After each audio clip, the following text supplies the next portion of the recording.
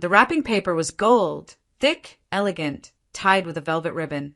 Inside was a sealed envelope, neatly folded. 3 months of fully covered rent. I handed it to my sister with a quiet smile. It wasn't flashy. It wasn't meant to be. Just a small act of relief for her. Someone who'd been struggling, according to every whispered conversation my mother had dropped in my lap over the last few weeks. Rachel opened the envelope, slowly, read the card, looked at the check, then looked up at me, loud enough for the whole family to hear. Tries to compensate for the fact that she's not needed by this family. The room went still. Then someone, I think my cousin, let out a laugh. And then the rest joined in. The kind of laughter that doesn't just sting, it slices. I felt it hit like a slap. But I didn't flinch. I reached forward, plucked the envelope right back from Rachel's hands, tucked it into my coat pocket and said, "Useful to know. No yelling. No drama. Just truth." 10 minutes later, I was walking toward the door when I heard someone say, "Wait, Emily, seriously, don't be like that." Then another voice, my mother's. "Emily, please, just come back. Let's talk." By the time I shut the front door behind me, the whole house was shouting, "Please listen to US." But I didn't, because for once I was listening to myself. My name is Emily Carter, and from wherever you're watching this video, stay with me.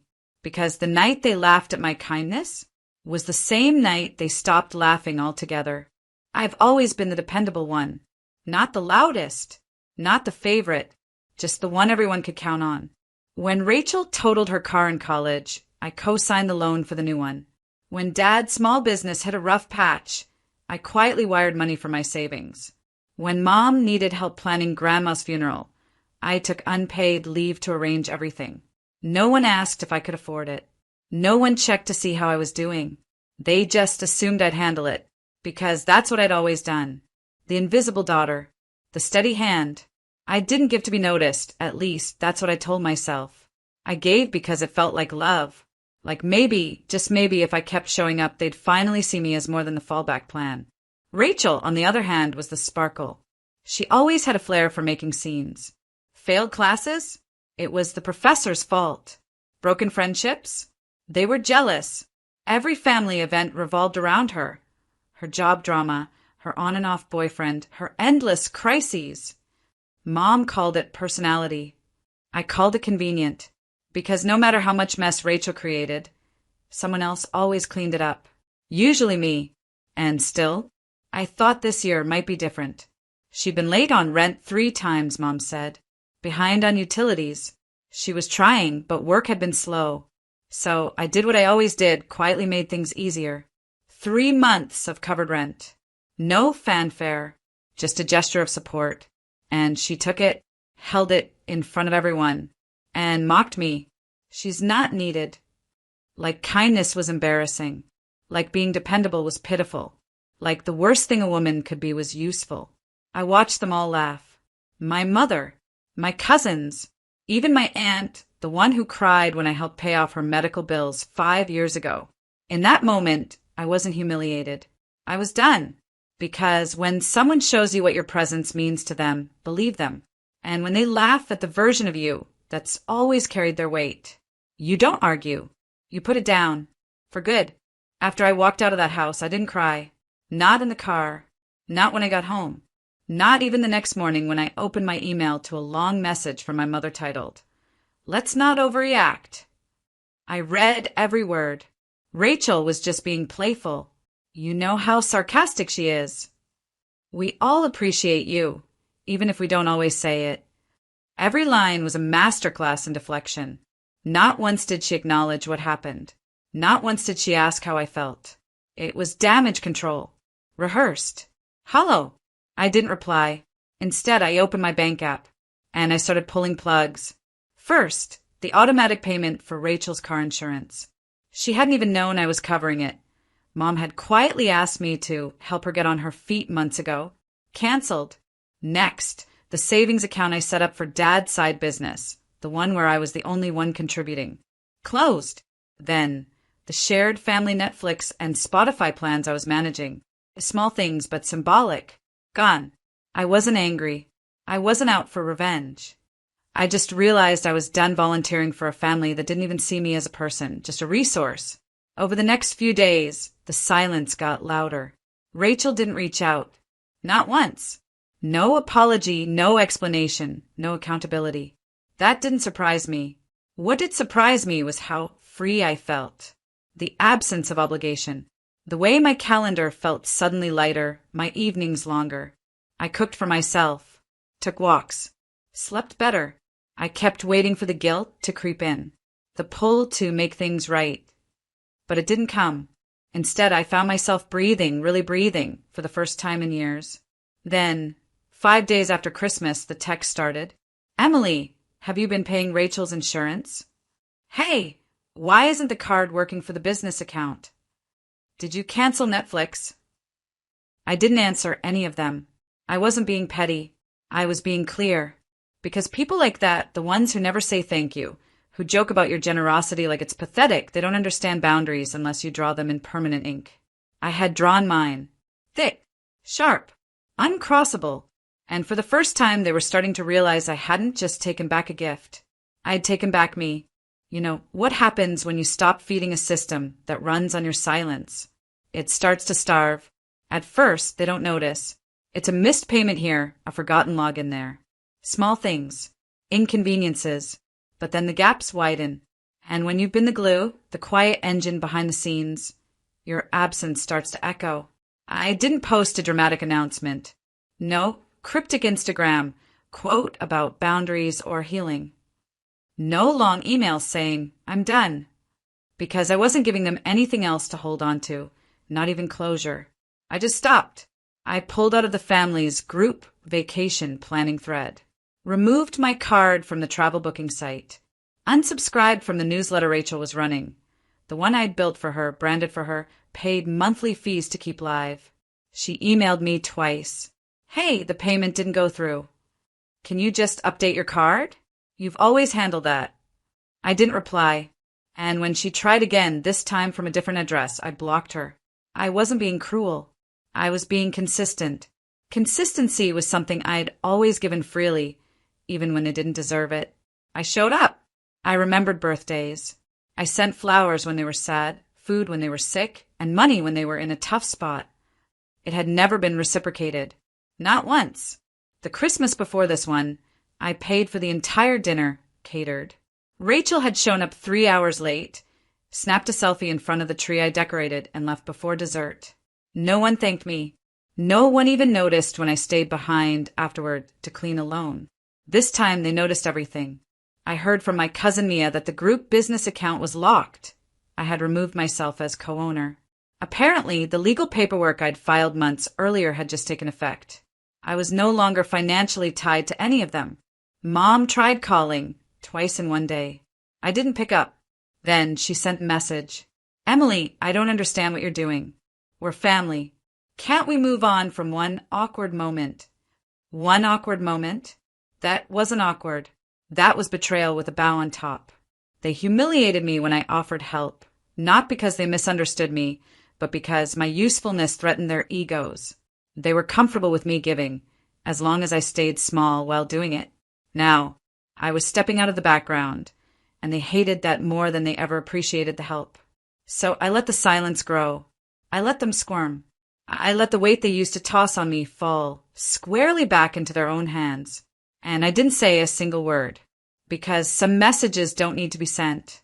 They're felt. The funny thing about people who take you for granted, they don't realize what you do until it stops being done. 10 minutes after I left that Christmas gathering, I imagine it still smelled like ham and cinnamon, still looked festive, still sparkled under the tree I helped decorate. But the mood? It shifted. My cousin Mia called me the next day to check in. She's the only one who ever saw through Rachel's nonsense, quietly, never out loud. She said, Emily, what happened after you left? I've never seen them panic like that. Apparently, someone finally opened the family Venmo account to confirm the vacation deposit, only to find the balance at zero, because I'd pulled my share and locked them out. Then someone realized Rachel's rent hadn't been paid and wasn't going to be. Then the Netflix logged out. Then the Spotify. Then the shared grocery delivery plan Mom had been using on my dime for the past year stopped working mid-order. At first, they thought it was a tech glitch. Then reality crept in like a cold draft. They had laughed. They had mocked. And then they watched the foundation they never noticed crack, piece by piece, with no one to stop the fall. They weren't sad I left. They were terrified that I meant it, that I wasn't going to come back like I always did, that I wasn't going to accept the fake apologies, the half-hugs, the excuses like, you know how Rachel is. This wasn't Emily having a moment. This was Emily vanishing and taking the structure with her. By New Year's Eve, the family group chat was a war zone. I didn't read the messages directly, but Mia sent me a few screenshots. Rachel was playing victim. I said one thing and she overreacted. It's not like I burned her house down. Mom defended her as always. It was a joke. We didn't mean it. She's being dramatic. Dad said nothing. Of course he didn't. That was always his role, the passive background figure. Loud during football games. Silent when things actually mattered. Then the tone changed. Emily, please. We're a family. We need to talk. And the word they mocked me for, needed, suddenly turned on them. Because what they were really saying was, we don't know how to function without you. We don't know how to clean up the mess now that you've stopped holding them up. We don't know how to be a family unless you're fixing it for us. And I didn't respond. Not once. Instead, I bought a new planner. One with no birthdays marked. No family dinners circled. No reminders to send flowers or transfer money or set up Zoom calls for game night. Just blank days, waiting to be filled with people who saw me as more than a convenience, wrapped in polite silence. People who wouldn't laugh when I gave, who wouldn't use gratitude as a weapon, who didn't see boundaries as betrayal. Let them shout. Let them scramble. Let them realize the gift they threw away. Because they made one thing crystal clear. I wasn't needed, and that was the most liberating thing I'd ever learned. The first voicemail came 2 weeks after Christmas. It was my mother. Her voice was careful, the kind she used when she was afraid she might not be in control anymore. Emily, I just want to talk. We miss you. Your sister. Well, she regrets what she said. You know how she is. Please call me back. I didn't. Not because I was being cruel, but because I didn't believe her. Regret in our family was just code for say something nice so she'll come back and fix this. A few days later, Rachel posted an Instagram story. Just a picture of her Christmas tree, still up in mid-January with a caption. Not all presents are what they seem. Some people are just too sensitive. Subtle in her usual way. A jab in glitter. She wasn't sorry. She was embarrassed. Because her support system, the one she never acknowledged, had pulled the plug. I muted her account. Blocked my mom's number. I told myself it was temporary. But the longer the silence stretched, the more I realized how peaceful life could be when I wasn't constantly cleaning up behind people who never said thank you. Instead of phone calls about someone's overdue rent or small emergencies, my days were full of quiet, calm. I went to work, came home, cooked for myself, started reading again, signed up for a weekend ceramics class just because I liked the idea of making something with my hands. I wasn't waking up dreading messages. I wasn't planning my calendar around other people's drama. I wasn't budgeting to fix someone else's crisis. It was the kind of freedom you don't even know you're missing until you taste it. Mia, my cousin, the only one who didn't jump on the bandwagon, invited me to brunch one Sunday. I almost didn't go, but I'm glad I did. She didn't pressure me, didn't say you should talk to them. She just asked how I was. And when I said, honestly, peaceful, she smiled and said, yeah, I can tell. I think that was the moment I knew I wasn't going back. Not in a dramatic, slam the door kind of way. Just quietly, like someone stepping into a room where they finally belong and realizing they never needed permission to be there. Around that time, I got a promotion at work. A big one. I was offered a lead role on a project I'd been hoping for all year. The funny part? Rachel found out before I told anyone. She emailed me. Just 2 lines. Congrats. Guess you're doing fine without us. That last word, us, stuck out. Because she meant without her. Without Mom. Without the whole web of people who had kept me small while pretending it was love. I didn't reply. I didn't need to, because Rachel was finally learning what it felt like to not be needed. And I was learning something, too. Love that comes with strings isn't love. It's control. Support that only shows up when you're useful isn't support. It's dependence in disguise. I had spent most of my adult life trying to prove I belonged at a table that had no seat for me. Now, I was building my own table, and it wasn't made of guilt. It was made of peace. That Christmas, I didn't wait for an invitation. I didn't check the group chat, didn't browse holiday flights, didn't wonder what theme my mother had chosen for the decorations or whether Rachel would post another curated carousel of perfectly lit chaos. I just planned something for myself. I hosted Christmas Eve in my apartment, not the biggest space, but it held warmth like a second skin. I hung string lights across my kitchen window, baked cinnamon rolls from scratch, and sent out invites to the people who had actually shown up for me that year. For guests came. Mia, of course, with a bottle of wine and a laugh that filled the entire room. Jules, a co-worker turned friend who once brought me soup when I was sick. Nina and Leah, a couple I'd met at my ceramics class, who'd never once made me feel like a third wheel, just a welcome human. There were no cameras, no passive-aggressive jabs over the mashed potatoes, no competition for who gave the best gift. Just joy, chosen joy, the kind you can feel humming beneath a quiet dinner table. At one point, Jules raised her glass. To Emily, she said, for showing us what peace really looks like. I didn't know how to respond, because for so long I had been the one in the background, organizing, fixing, giving, not the one being toasted. I didn't want to cry, but I did, just a little, not from sadness, from arrival. I had landed somewhere real. That night, after everyone left and the dishes were done, I sat by the window with a blanket and a mug of peppermint tea. Outside, the city moved like it always did. Lights blinking, cars passing, laughter rising up from a nearby bar. I didn't miss my family, not even a little. And that was a truth I never thought I'd be able to say without guilt. I used to think peace came after forgiveness, that I had to go back, explain myself, smooth things over, convince them to see my worth. But peace had nothing to do with them. It came the moment I stopped waiting for them to change. I checked my phone once before bed. One missed call, my mother. No voicemail, just the timestamp. I turned off my phone. No part of me wanted to hear her voice. Not anymore, because silence isn't always absence. Sometimes it's protection. Sometimes it's love for yourself. The next morning, Christmas Day, I woke up to sunlight through my blinds and no expectations pulling me out of bed. I made breakfast, read a book, wrote in my journal, and for the first time in years, I didn't feel like I had to prove anything to anyone, because the greatest gift I gave myself that holiday was space, and in that space, I found everything I'd ever wanted.